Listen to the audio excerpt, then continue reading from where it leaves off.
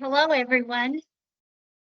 Today is Wednesday, June 5th, 2024.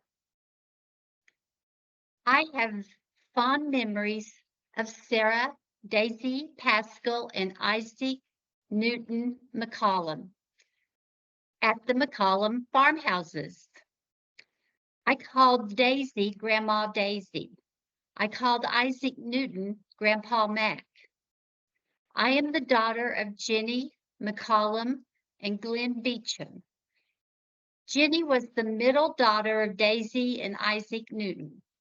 She met Glenn Beecham in 1931 or 1932 while she was attending Oklahoma A&M University, now known as Oklahoma State University.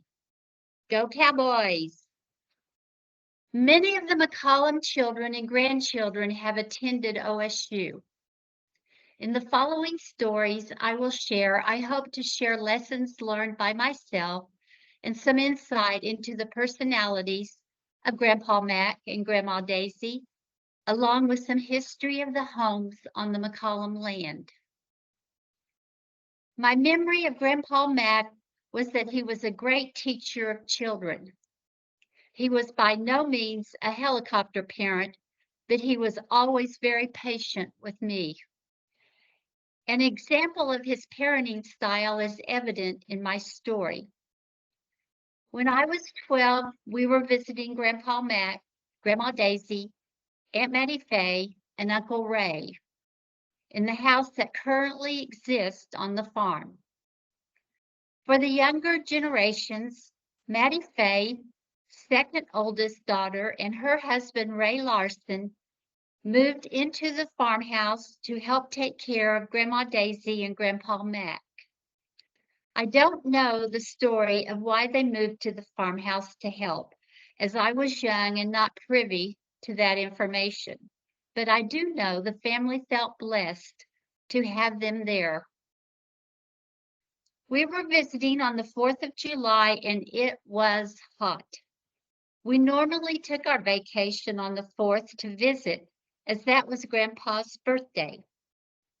The family always gathered to celebrate and enjoyed each other's company.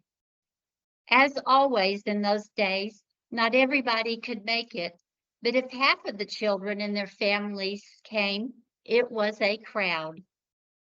The enclosed porch on the back of the dining room was built to sleep grandchildren. Every 4th of July, the floor was lined with pallets of blankets, pillows, and grandkids at night. It was the greatest sleepover ever, and probably one of the cooler rooms in the house because of the screen-in windows and door.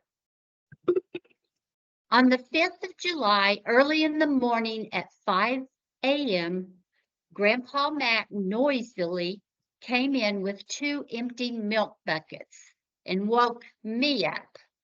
It was hard to wake up as I had spent most of the night awake catching up with my cousins. He handed me the buckets and said, "It's your turn to milk the cows this morning." Now, never living on a farm and growing up all my life in the city, I said, "Grandpa Mac, I don't know how to milk a cow." His reply was, "It is high time you learned," and he gave me the buckets and ordered me to get out there. Now, I was a little scared of my Grandpa Mac at age 12 because he was a huge person to me. In my mind, he was 7 feet tall. Not really, more like 6'3" or 6'4". Very rough, very tough from working outdoors all his life. A man of little words, but meant every word he said. So I dressed myself and complained to my parents that Grandpa was making me milk the cows.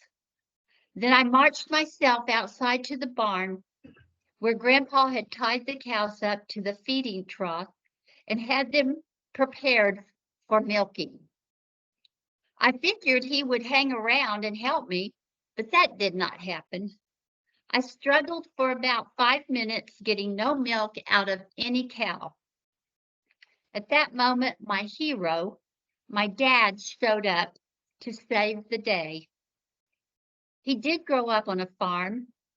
He milked cows from a young age, and he sold the milk the family did not use for spending money.